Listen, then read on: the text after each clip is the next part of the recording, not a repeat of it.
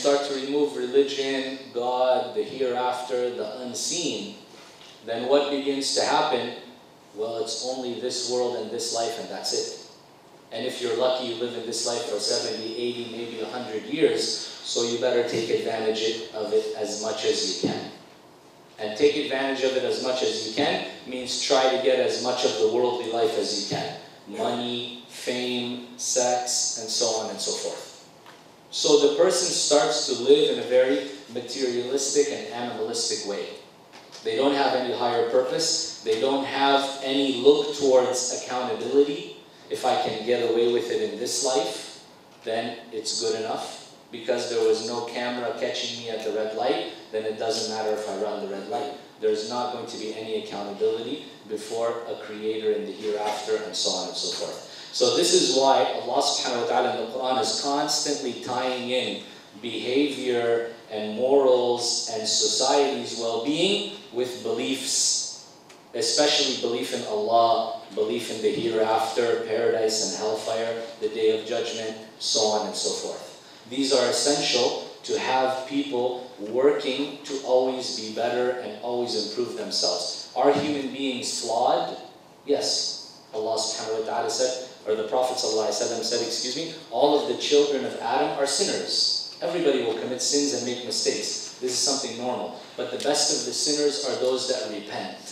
They repent to Allah subhanahu wa ta'ala because they remember their higher purpose. They remember that there will be accountability. And they know that even though this is not a life of ultimate justice or ultimate mercy, the day will come where they will be held accountable. So when you remove those elements from a person's psychology and from a person's lifestyle, it becomes very problematic.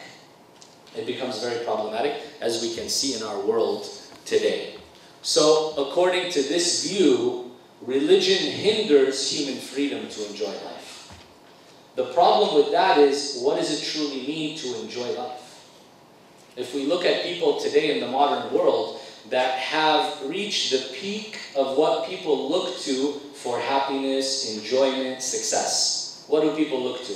Have a lot of money, have a huge house, have nice cars, have a beautiful spouse or partner, have fame, have beauty, have this and have that. We look at the people that have reached the peak of those things. Celebrities, they are wealthy, they are famous, they are beautiful, they have multiple beautiful partners, they have mansions and cars, and they have all these things. And in the end, they commit suicide.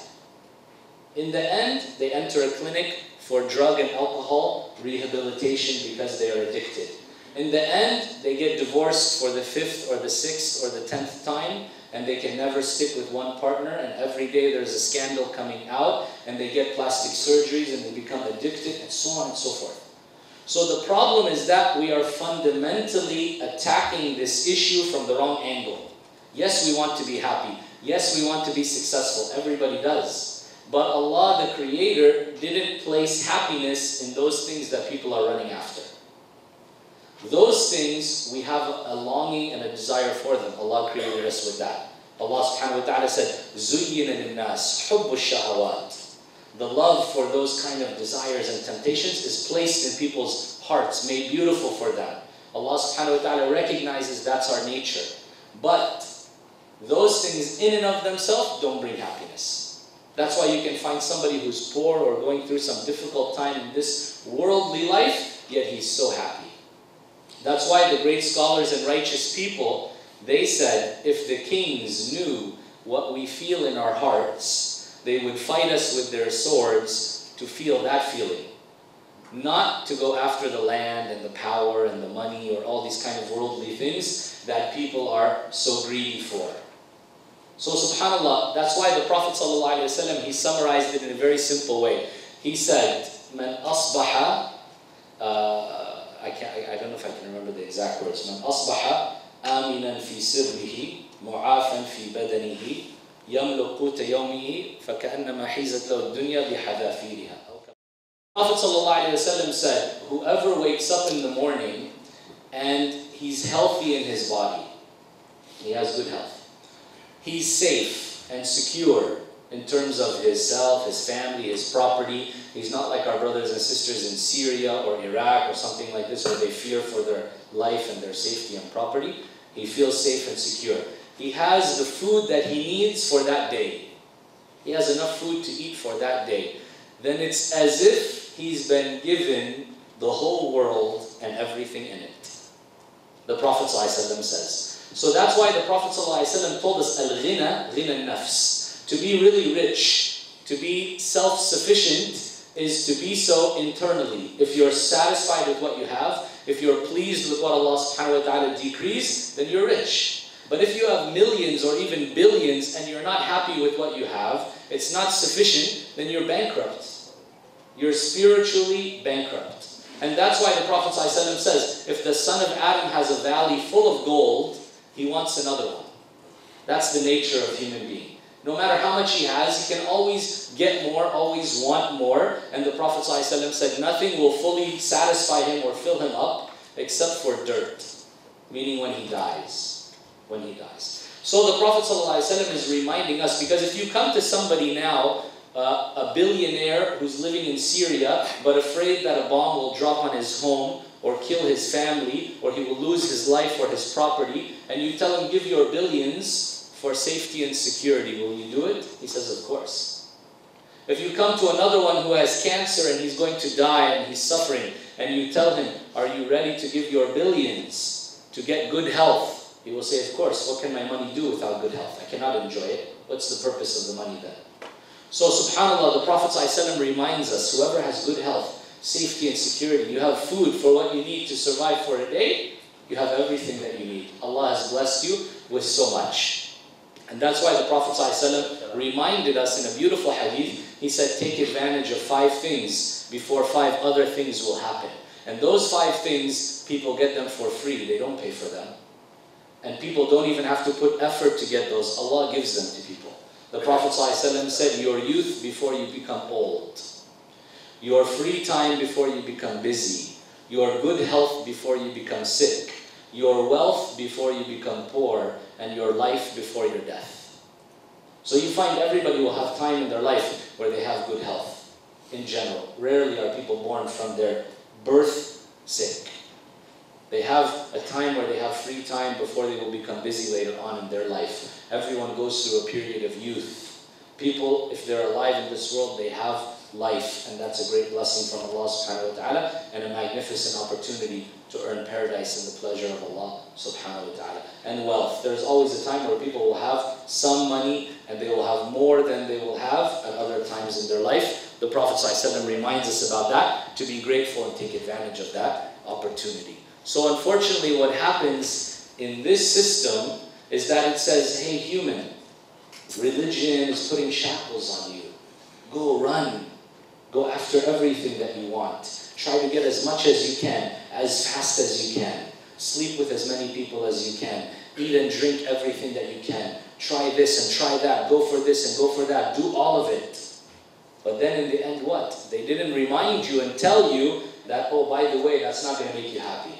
Oh, by the way, it's going to end up harming you. Physically, financially, psychologically, emotionally, spiritually. You're going to suffer in this life, and more importantly, you're going to suffer in the hereafter. They didn't tell you that, subhanAllah. So, this is where the danger lies in this kind of system. Next verse. We are on page number 7, and just to remind you, inshallah, after this session, there will be a question and answer session also. So you have the slips, so you have any question, just write on the slips, inshallah. So after that, we can read to inshallah. But on page number 7, that means humans would limit themselves by their own choosing, in accordance to principles of their own choosing. The method of choosing would be democracy or majority rules. Democracy originated from Greece, meaning the rule of the people, which have four principles. Number 1, rational pluralism, equality, principle of democracy, discussion, and consent. Okay. So here now we talk about this concept of democracy. We hear it all the time today. We hear the call for democracy. So democracy literally means the people choose. The people choose what they want, the people choose when they want it, how they want it, in theory. In theory. But unfortunately, what happens in these kind of systems, if you dig deep, you look at the United States or other countries, it doesn't really exist, even in their countries, the way they claim it should. So if you go to the United States, for example, you remember the election that occurred between Bush and Al Gore. Al Gore won, but they put Bush in place. Because what happened was the founding fathers, when they created the system in America, they said, all people are not created equal. Although this is the claim that they believe in equality. They said in their constitution, black people are 3/5 of a human being. This was number one. For them, women also didn't have rights. Until very recently, in Germany, for example, until the 1920s, women didn't have a right to inherit or own property or do things like this. In the UK as well, in America as well, women had to fight for hundreds of years to get basic human rights. While in Islam, Allah subhanahu wa ta'ala gave them these rights from above the sky as inalienable rights. Women have the right to own property, they have the right to inherit, they have a voice, they have opinion, they have a soul. The Christian church until some time ago was debating, is a woman a human being or not? Does she have a soul or not? Is she really like a man, or is she just some kind of animal that's subjugated to man? What is this? This is what was being debated in the Christian church hundreds of years, not so long ago. So Islam, alhamdulillah, came 1,400 years ago, already set in the proper principles that need to be there. But unfortunately, they said equality, but the founding fathers really didn't believe that, for example, poor people were as good as rich people. So they said, if we let the masses vote, we still have to create another system called the Electoral College. So you know in America there's an Electoral College. They're the ones who choose the president. Almost all the time, they go the way the majority votes. But a couple of times, like Gore versus Bush, they went the way that they wanted. So they put Bush in place instead of Gore, although the general masses chose Gore.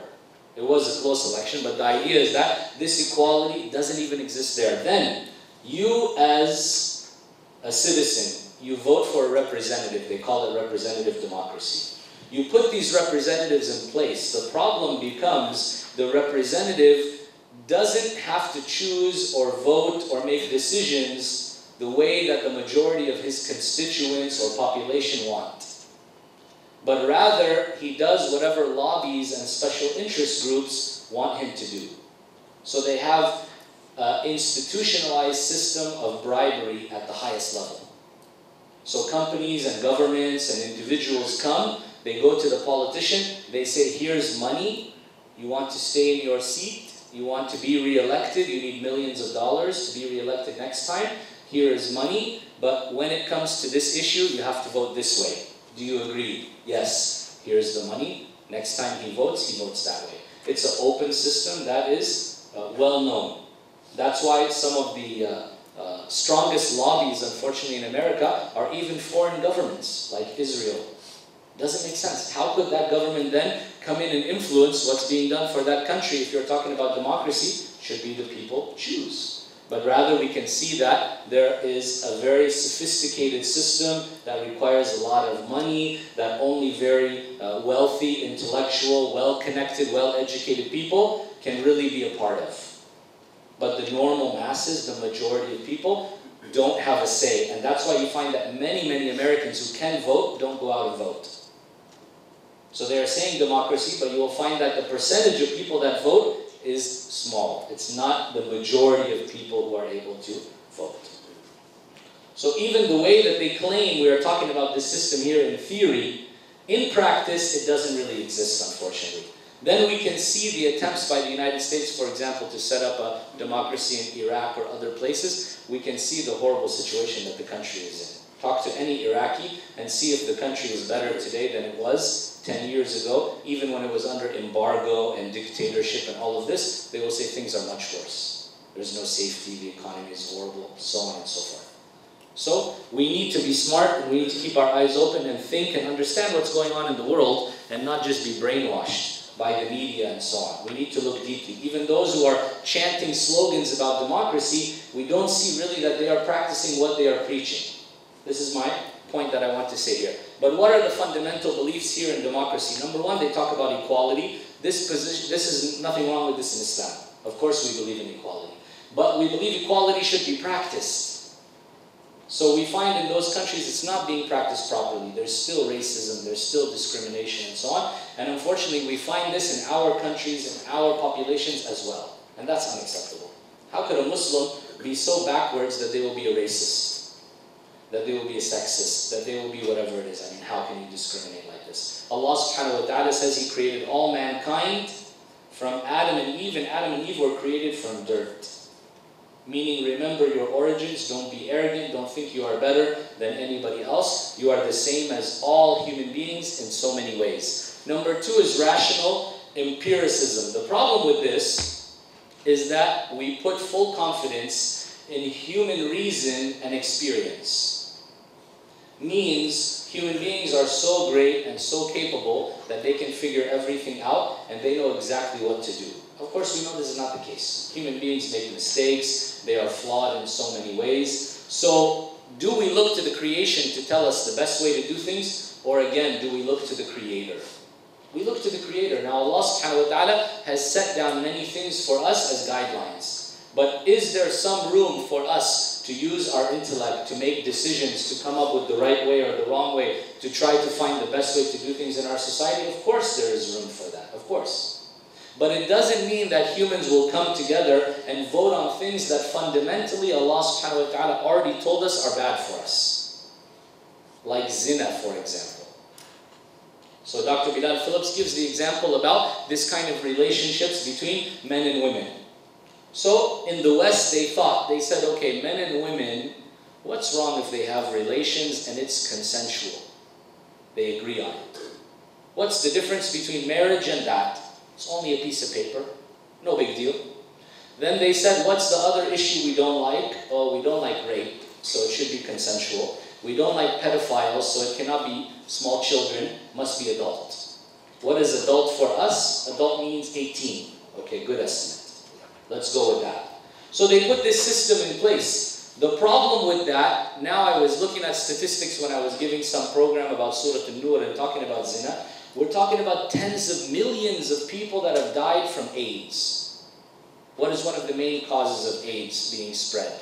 It's people committing zina and sleeping with other people all the time and just in an uncontrolled way and so on. What about these abortions? They said there are more than 60 million girls that are not alive today due to sex-selective abortions. This is just girls, 60 million, that are not alive today. They were killed in abortions. So, we know even here in a country like Malaysia, we hear stories about the baby was left by the dumpster. The fetus was thrown in the trash. Because it was from zina, they didn't want the baby, or they were too young and not ready for it, and this and that, subhanAllah. So, what kind of psychological, emotional, physical, societal damage does allowing something like this cause? Just the other day, Chinese boy threw himself from the top of the building. Why? Because his girlfriend. Allah, why? Why? So Allah subhanahu wa ta'ala, He wants ease for us. He wants good. He doesn't want harm. He doesn't want bad.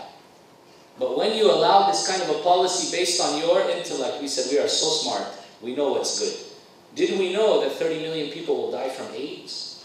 And AIDS is one of the leading causes of homosexuality, zina, and intravenous drug use. So did we understand that the ramifications would be all of these abortions, all of these suicides, all of these relationships that are leading to children without a mother and a father to raise them, and so on and so forth? Did we think about all these ramifications? Or did Allah subhanahu wa ta'ala already know when He said, hey, this is bad for you, don't do it, that this is going to happen and much worse? Now we can see the sexually transmitted diseases that are being spread amongst people. We see that people don't trust each other anymore, that there is no true love. You find in the United States, classmates or colleagues, they will have some sexual relation with each other. They will say, oh, and I don't even know the person's name. Oh, wow, so proud of that. Why? Because it's not love. I mean, I cannot love. Why? Because they've been hurt so many times from young age. Now, even when they want to get married or get in a true relationship with someone, there's no love anymore. Cannot. Because they've been hurt too much. damaged already. Subhanallah. So this is just, I'm giving few touches of examples from one thing that Allah subhanahu wa ta'ala said is wrong, but now modern society has come with their rational empiricism and said, no, it's good, it's okay. We put good criteria. Now, in America 50 years ago, homosexuality was bad. Now they came and they said, hey, wait a minute, secularism, no religion. Your religion tells you homosexuality is bad. Your criteria for sex is consensual and not a child. So two adults, even if they're men, it's consensual and they're not children. So what's wrong with it? Why can you say it's wrong? By rational empiricism, it's good and it's okay.